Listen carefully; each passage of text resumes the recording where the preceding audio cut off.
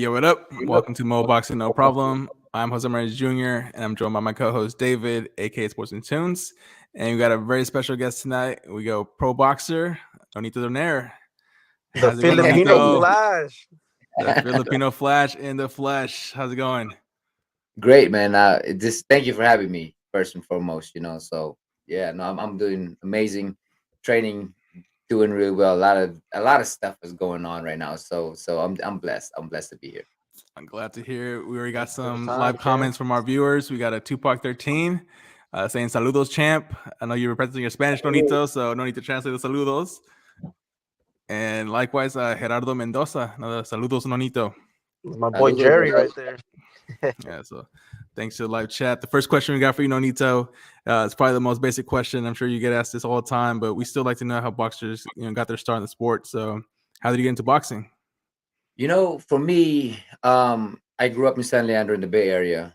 At that time, I mean, there was a lot of gang going on in the Bay Area, in the East Bay and all that stuff. So my dad was my brother was getting suspended and all that stuff. So he started boxing before I did, a year or close to a year before I did. And my dad wanted us to get off the street, because after school we didn't really have anything, and he didn't want us hanging out with other kids and all that stuff and getting into all kinds of trouble. So um, I got started into that. First, it was karate and all this other stuff, because it was just martial arts. He just wanted us to be out of the game, and I got started into it because when my brother started winning, um, my dad was all over it. He was like, "Man, my son just won." So for me, I was like, you know what, man, I got to do this for my dad. Even though my mentality, or at that time, I was being bullied. I was being made fun of because I was a little tiny kid. And my dad, no one really saw anything in me. So I got into it because I wanted my dad to be proud of me, and that was pretty much why I got into it in the first place.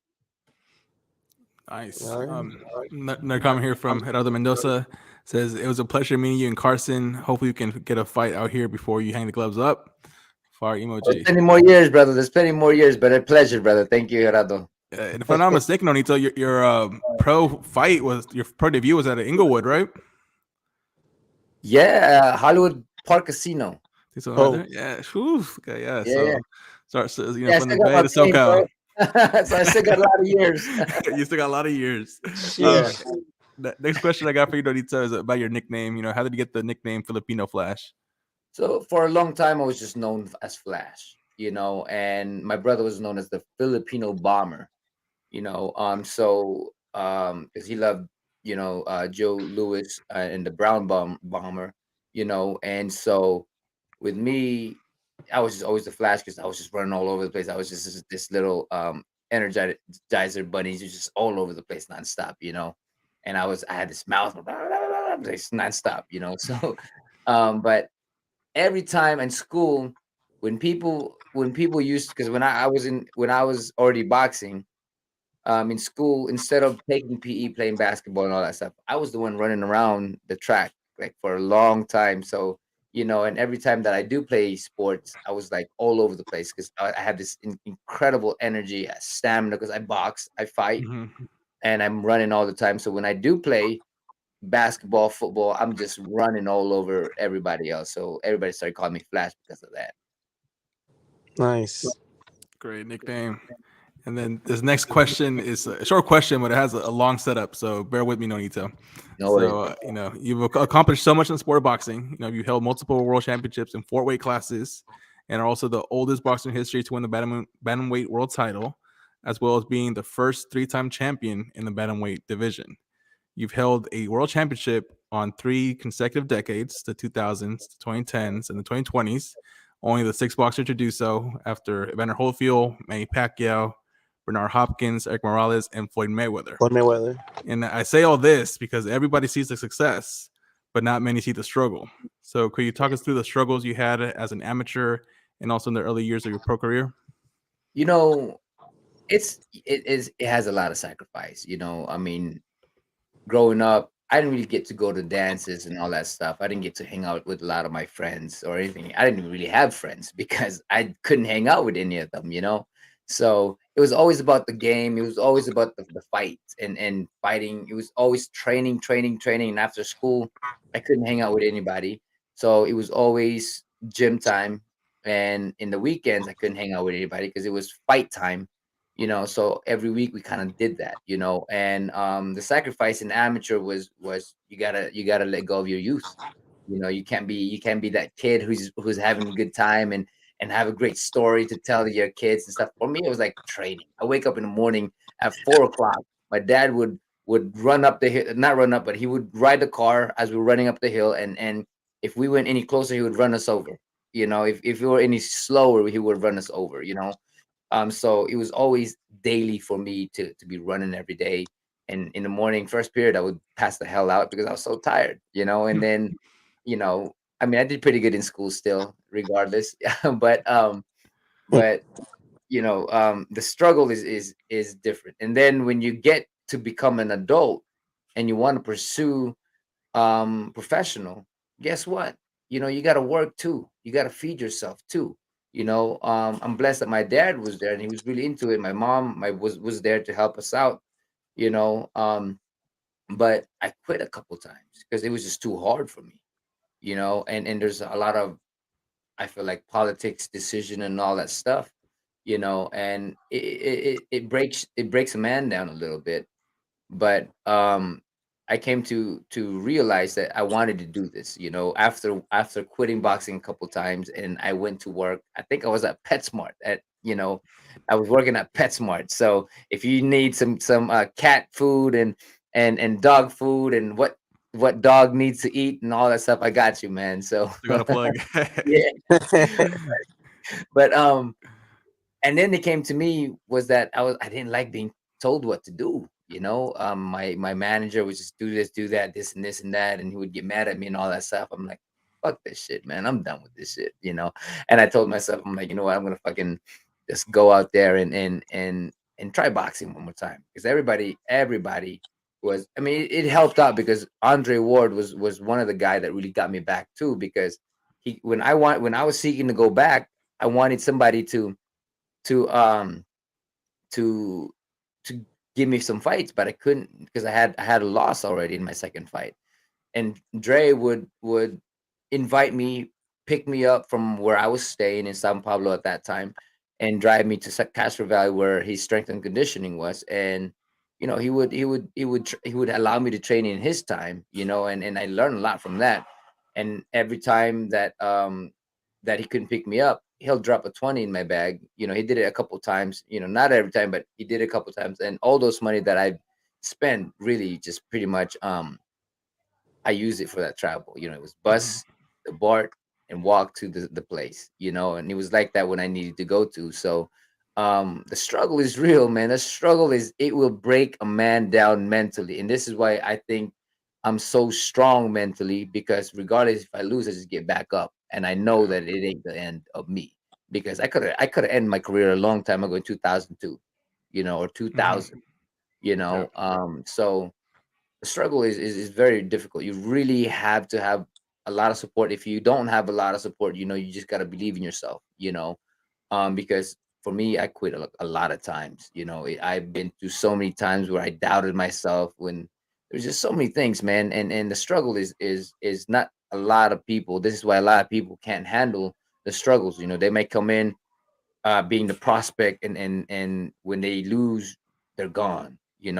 For me, when I lose, I'm gonna get back up stronger because I came in the hard way. And for Yeah. them, some people had it easy, but every fighter go through a lot, not just the physical aspect of things, not just the sacrifice of training every day, but life. Yeah, 100%. That's right. And big salute to Andre Ward for helping keeping you in the game, champ. 100%, man. That's the man that got me into this stuff, man. Yeah, that's another accolade that should go on the resume. Keep another legend in the game. Speaking of legends, we got a comment here from K Rod. It says, "Yo, Nonito." He says, "Salute from Albany, New York. Nonito by way of Florida.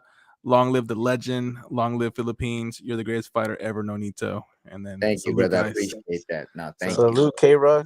Salute.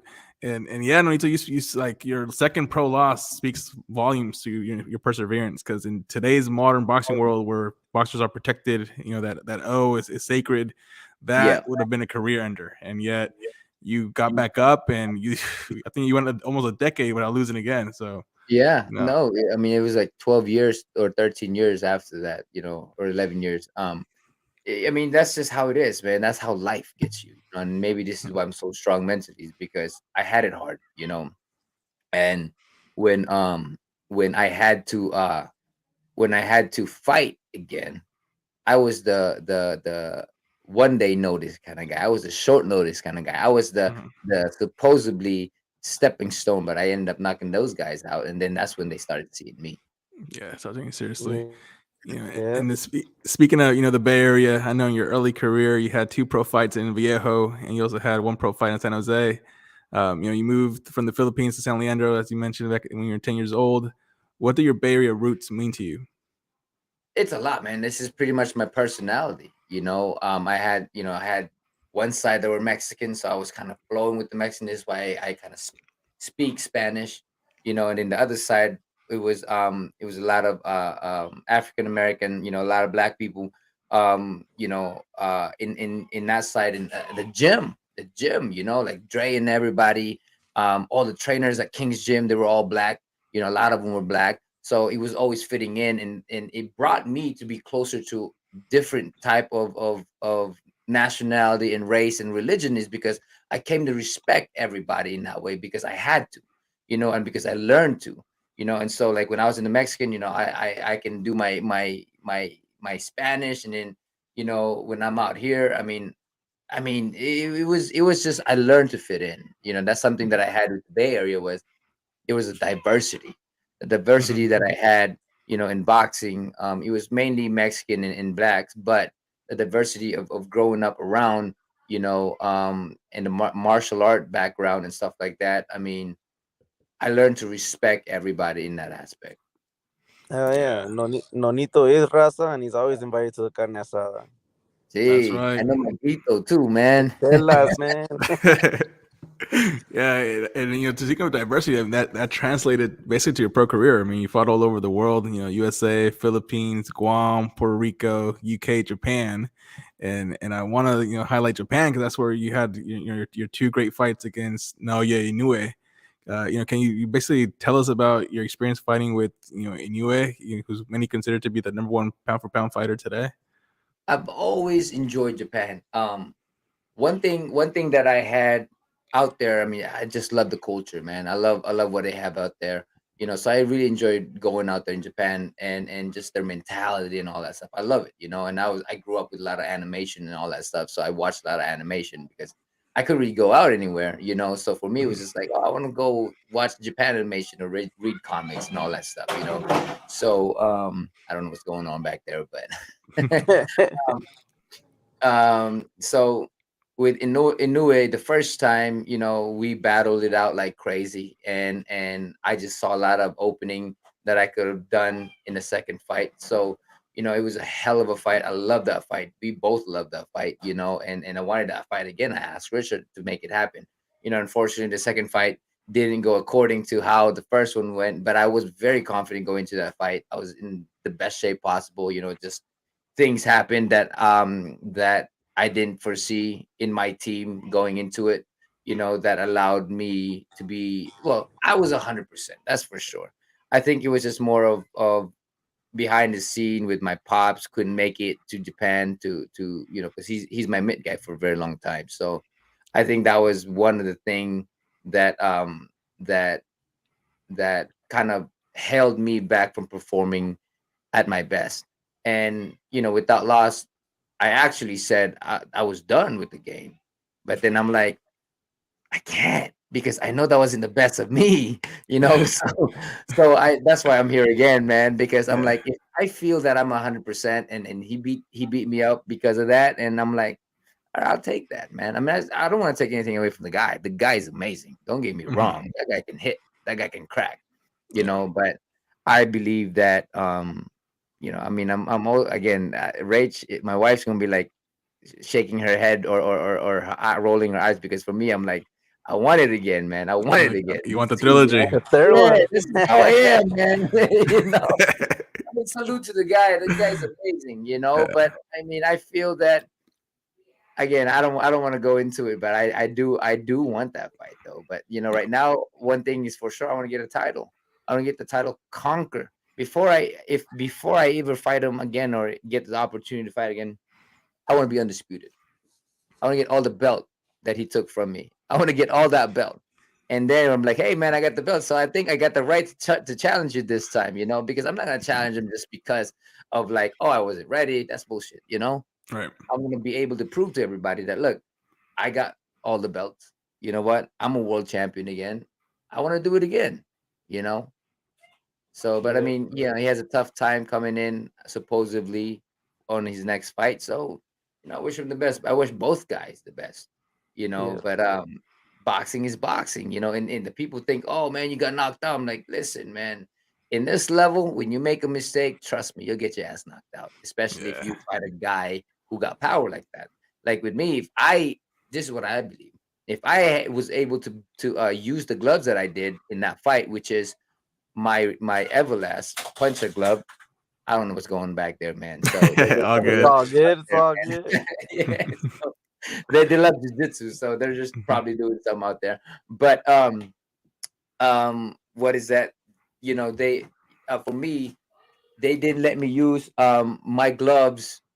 Well, not didn't let me use, but the gloves that I have were damaged. Both gloves were damaged. I've never had Mm. that experience before, so I end up using the winning. This was my first time using the winning, and it was like a pillow glove. And I couldn't. The thing was, I couldn't close my hands to create all that power that I usually would in a fight. And so when I hit him and hurt him, I think with the smaller gloves, he would have been the one to fall. That's what I personally believe. And when he hit me with the smaller gloves this time too, I was the one to fall. But because in this level of elite, a single mistake can be the game changer. Could be end Yeah. game. Yeah. No, absolutely. Like I said, at the elite level, two elite fighters, it just takes one moment change the fight. Yeah. And yeah, you didn't lose it to your journeyman, so nothing to Yeah, you're gonna. Well, You're the gonna funny thing is, no one's calling me out, man. Come on, man. The hey, old man. Come on, bro. Yeah, which I want to get to that because I know the WBC has now ordered you to fight Jason Maloney for the vacant WBC bantamweight title fight, and I know Jason Maloney was trying to do something sneaky behind the scenes to just kind of get the title without fighting you. Has his camp already reached out to your camp to try to get that fight scheduled, or what's going on there? Well, we've talked to them today, and try to figure this thing out, but before that, they were talking about that we had this negotiation. I'm like, bro, no one's reached out to me or anybody else. There's only two people, the three people that you can talk to is me, Rach, and Richard. So none of us has heard anything about negotiation. That's why I came out and it's like, listen, man, there is no negotiation. If you guys are ready to negotiate, we're here. And so supposedly today they had their conversation, and I should find out soon if and when the fight's gonna be. All right, perfect. And that kind of goes to Gerardo's comments here. Is just how soon can we expect you back, Nonito? I'm sure you probably And don't know the I'd month, but like I'd like to go there as soon as possible, man. I mean, I'm already training, so maybe 2 months from now, if not, before summer. I'd like to go before summer. yeah.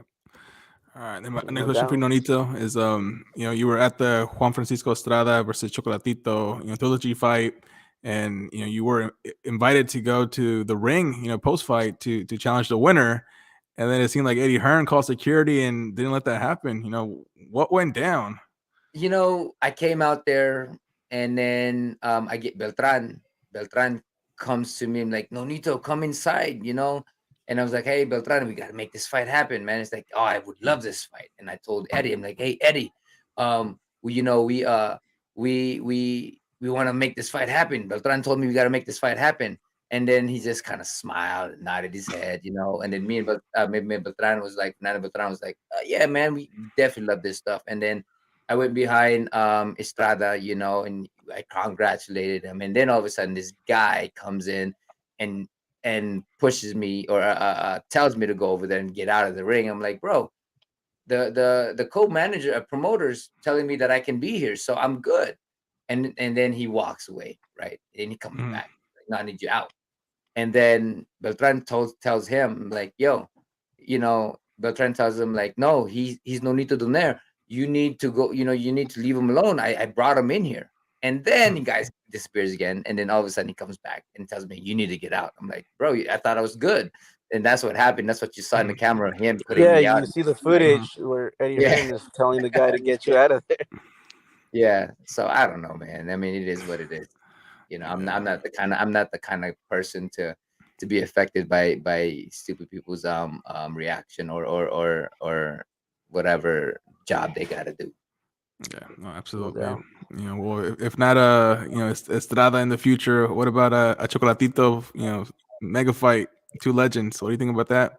I mean, I would love that fight, but the thing is, for me, if I'm going down to 115, I'm gonna just touch, and when I touch, I just want to become a world champion, get the fifth division title, and that's it. Fernando, what's his name, Fernando Martinez from Argentina was like, he was calling me in Spanish. I didn't know what he said, but he was calling my name. So and everybody was telling me he was calling me out for the fight. So we were trying to get that fight going too. But he has a mandatory that he has to go fourth first, against another Filipino guy. But I mean, I'm just gonna touch and go. That's pretty much what I'm gonna do, and stay at one at the bantamweight. There you go. For sure. And then Nonito, how do you prepare for fights? Do you watch a lot of videotape on your opponents, or do you kind of just focus on your style and leave that up to your coach? You know what? I don't really watch fights. That's the crazy thing is I don't watch fight. But now that my wife is around as my head trainer, she sits me down and we're gonna watch fights and stuff like that. And it's something that I need to really do, to learn. Because now that I'm training and I'm watching fights for other people, I'm like, oh shit, you could really learn from other people, from the fight. So I'm like, okay. So now I'm open to watching the fight and studying my opponent and coming up with a game plan rather than being in an instinctual instinct reaction, you know what I mean? So Mhm. now with that, because now that I'm training, it made me really see the importance of studying your opponent. Great. And then Nonito, who's been the hardest puncher you've been in the ring with, either in sparring or your pro fights?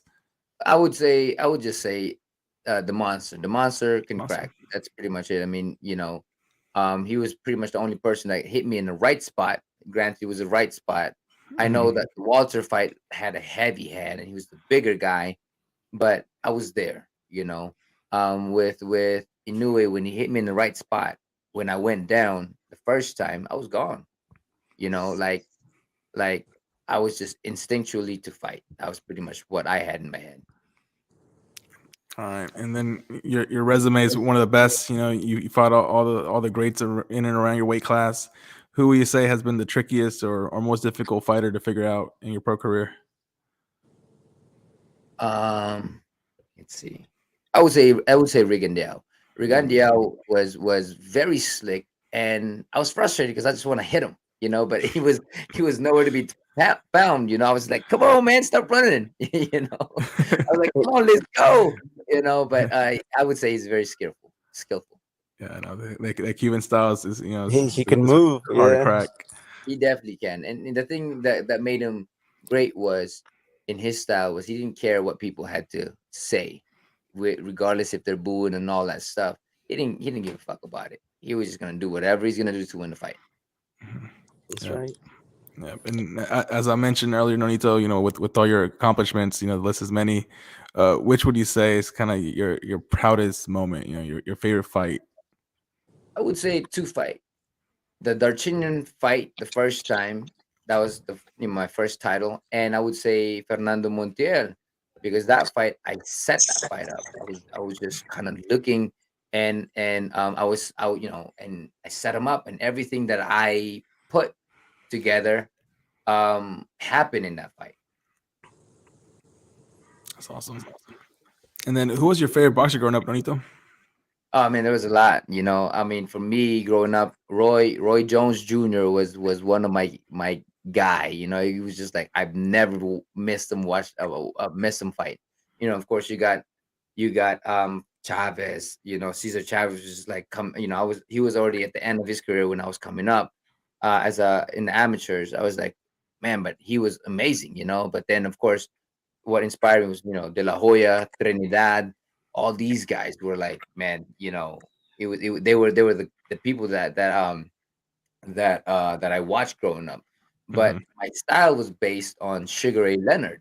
My dad loved Sugar Ray Leonard, and so my style, I mean, if you see me in the amateur, I was legs moving, pop, pop, pop, pop, pop, pop, pop, just punches all over the place, so that's how I based my style growing up, and then my left hook when I came to the professional level, Alexis Arguello was the one that inspired me. Him and Felix Trinidad and Mike Tyson. I put all those three fighters together to create my left hook.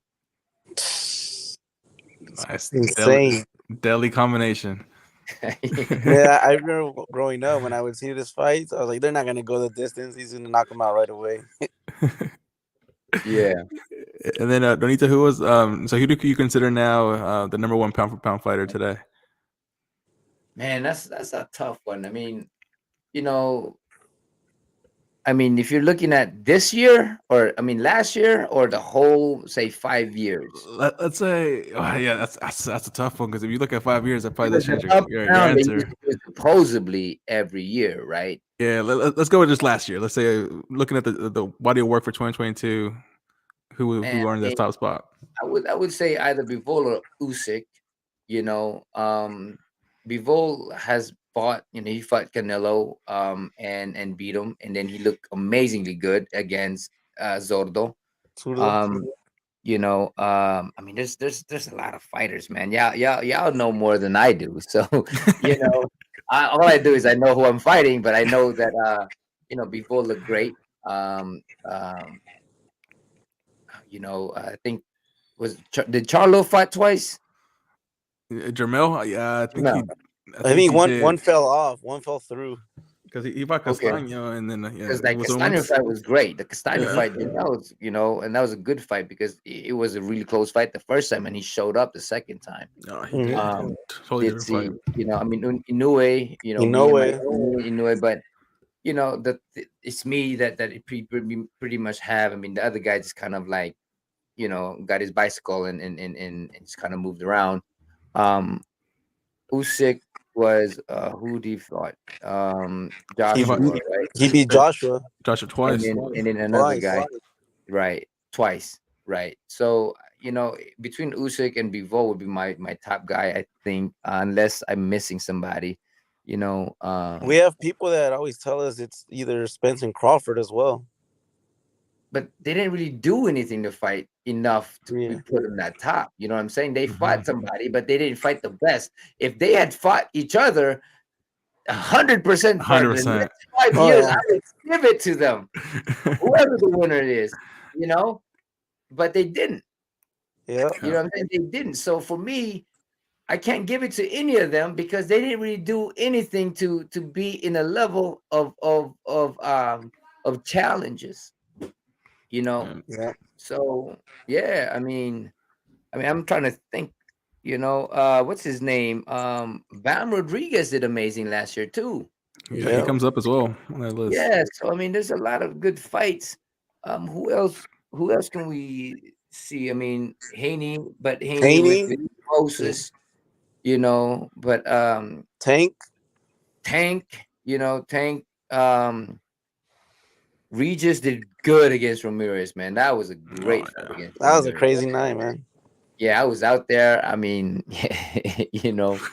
So yeah, no, You were out there calling out Charlo in the I backstage, call man. everybody out, baby. There you go. There you go. Yeah, no, this is this great fight. This is what we love, and I think this year I'm hoping that we can get the best fight out there. I hope we can get the Usyk Fury fight. I hope that we can get even Spence and Crawford, which is hardly unlikely to happen.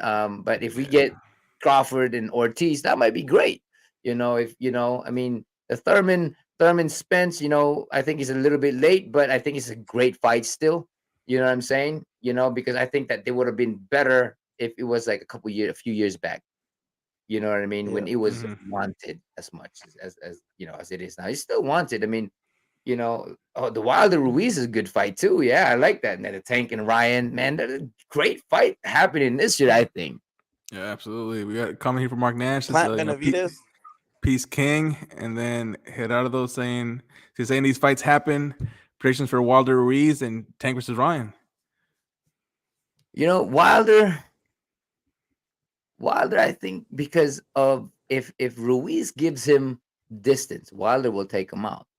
Why do I say that? Is because Ruiz, when he fought what's his name, the other Ariola caught him, hurt him a lot of times. You know what I Ariola. mean? Yeah. And Wilder's punches are not going to be that, it's going to be a lot more harder than that. Yeah. So I think that if he gives him distance rather than, because the thing is, Wilder is such a long range fighter. Now, I think if he presses on him like he did and move his head and then body shot, I think he might be able to do it, but he has to have the right game plan for it. And that's a tough order for him because Wilder is a hard hitter guy, but we'll see. I think that's a good fight. I might have to go with Wilder because Ruiz been, keeping his distance and just, I think that's a bad strategy for him. Tank and Ryan, oh man, I can't, right now I'm just kind of putting this thing together, You flip a coin on that one. That's 50-50. Yeah, because Ryan, the thing about Ryan is he's fast and he got that counter hook and he's tall. Now Tank have problem with people who gives him distance, and that's why he has to come closer. Now, if Tank figures out Ryan's rhythm and be able to catch those punches and then get in there, then that's very difficult fight for Ryan because Ryan can't fight on the inside. Agreed. And then come back to you, Nonito. What do you like to do outside of boxing? What are some of your interests and hobbies?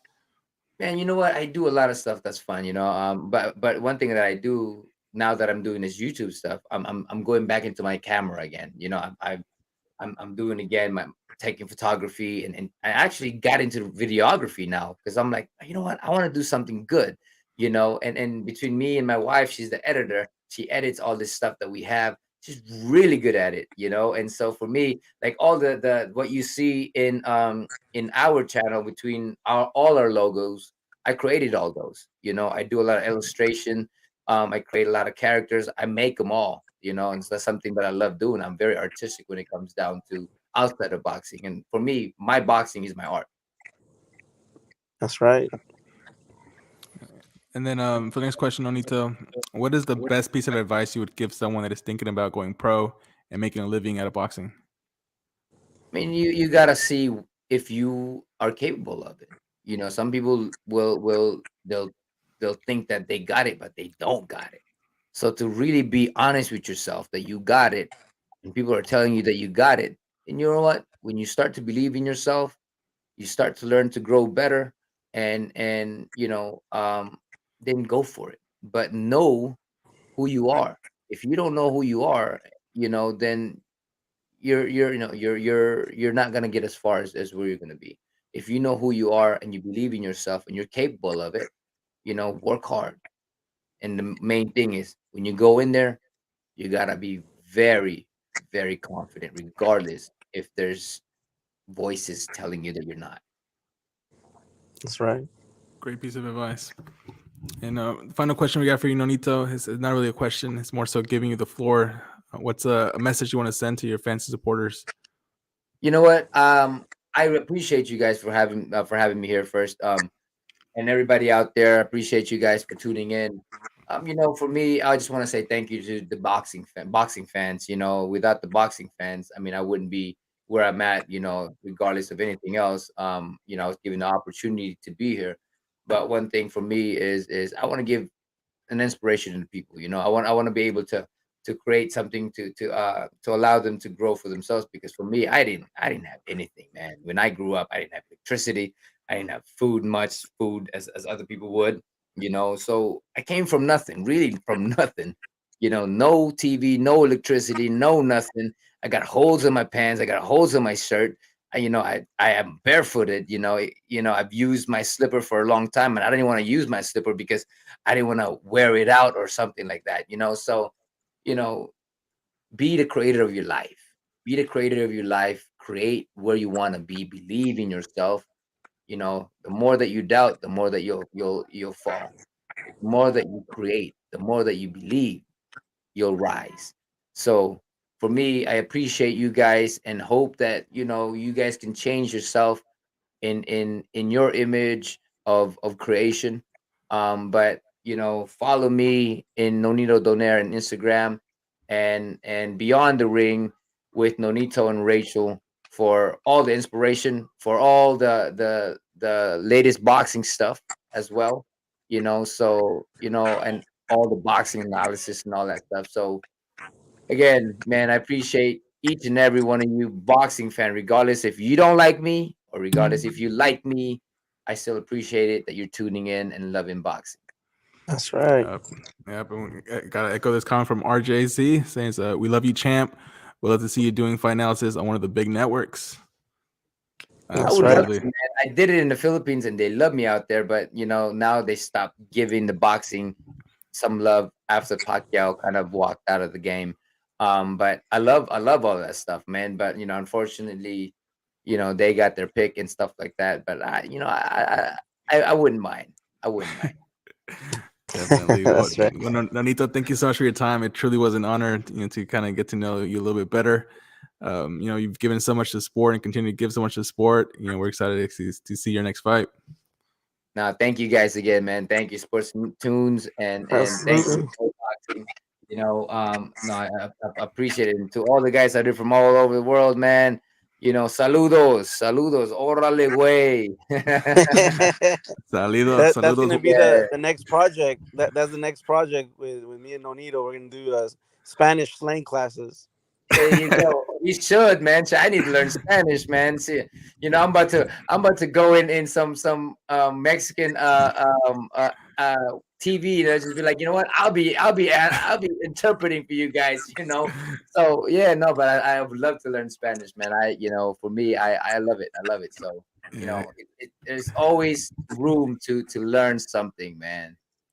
Absolutely. Especially with the chela. Look at those mentions, man. Chela. All day. Awesome. Well, hasta luego. Thank you so much, Nonito. Thank you, everyone, for tuning in. Thanks, everyone. Don't forget to like, subscribe, and follow the Filipino Flash at Nonito Donaire on Instagram. Yes, Thank sir. You, brother. Thank you. Peace.